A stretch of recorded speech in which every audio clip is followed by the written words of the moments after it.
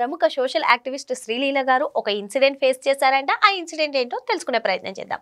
ఏంటి మేడం మీరు ఫేస్ చేసినటువంటి ఇన్సిడెంట్ ఏంటి?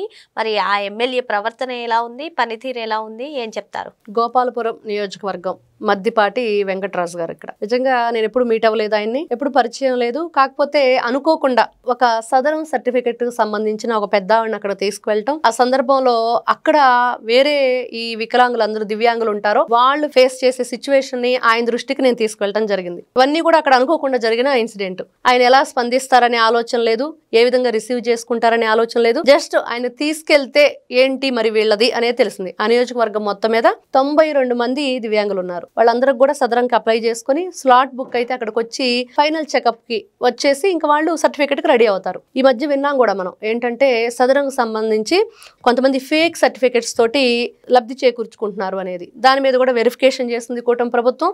ఆ ఫిల్టర్ అయిపోయిన తర్వాత మళ్ళీ కొత్త వాళ్ళకి కొత్త అప్లికేషన్స్ రైజ్ చేసింది. అంటే ఇక్కడ గోపాలపురం నియోజకవర్గంలో గోపాలపురం అనే గ్రామంలో ఈ హాస్పిటల్ కి వీళ్ళకి స్లాట్స్ బుక్ అయినాయి. యాక్చువల్లీ దానికి పర్మిషన్ లేదు. అక్కడ వాళ్ళకి రాజమండ్రి అనే పరిధిలో ఉంది. అక్కడ జరిగిన ఎవరైతే ఆ హెల్త్ డిపార్ట్మెంట్ కి సంబంధించిన వాళ్ళు కానివ్వండి, కొంతమందికి తెలియని పొరపాట్లు చేయటం వల్ల మళ్ళీ అది సెకండ్ టైం రైజ్ అయింది. అంతకుముందు ఒకసారి జరిగింది, మళ్ళీ జరిగింది. వెంటనే అక్కడ ఉన్న వాళ్ళని చూడగానే నాకు కూడా చాలా బాధేసింది. ఎండలో వాళ్ళంతా రావటం, ఆటోల్లో ఆ వీల్స్ చైర్లో వెళ్ళటం, మళ్ళీ అక్కడ ఆ సదుపాయం లేదని చెప్పగానే వెనుదిరగటం. వెంటనే నేను మద్దిపాటి వెంకటరాజు గారికి కాల్ చేయడం జరిగింది. అక్కడ ఉన్న విషయాలు చెప్పటం, వెంటనే 24 hours లో సాల్వ్ చేయటం. అంటే ఒక ప్రజాప్రతినిధి ఎలా ఉండాలి, ఎలా ఉంటారు అంటే ఇది ఒక్కటే కాదు. ఆయన మాట్లాడిన తర్వాత ఆయనతో నాకు తెలిసిన విషయాలు ఏంటంటే ఆయన శాలరీలో నుంచి ప్రతి నెల దాదాపు 10 మందికి 5,000 చొప్పున ఈ పెన్షన్ ఇంకా అందుకోలేని వాళ్ళకి, వికలాంగులకి ఎవరైతే ఉంటారో వాళ్ళకి 50,000 రూపాయలు వాళ్ళకి ఇవ్వటం. ఆయన ఎమ్మెల్యేగా పోటీ చేయబోయే ముందు ఒక ఒంటరి మహిళ ఆవిడకి ఏదో జాబ్ ఇప్పిస్తానని చెప్పి వాళ్ళకి ఏదో సమ్ ప్రాబ్లం, ఒక పాపకి హెల్త్ ఇష్యూ ఉండి